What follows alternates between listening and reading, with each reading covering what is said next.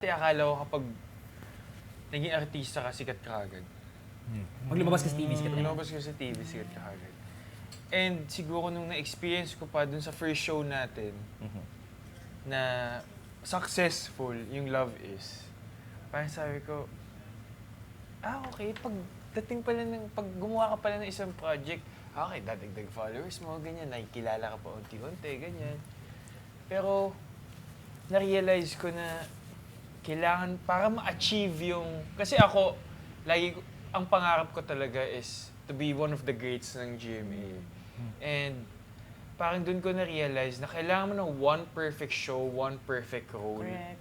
para ma-achieve yun. The luck that goes into it. Di ba? Na ang laking factor ng swerte. And luckily, like, syempre, na-experience ko yung first show natin, na-experience ko yung PBB, na parang doon ko na-realize na kailangan mo maging patient pagdating sa trabaho natin. Na parang, isa pa yun na hindi ko naman alam dati na pag artista ka, kailangan mo i-maintain yung social media mo. Ganyan. Yeah. Na parang Dami kailangan, talaga. basis na yung social media ngayon para makakuha ka ng show.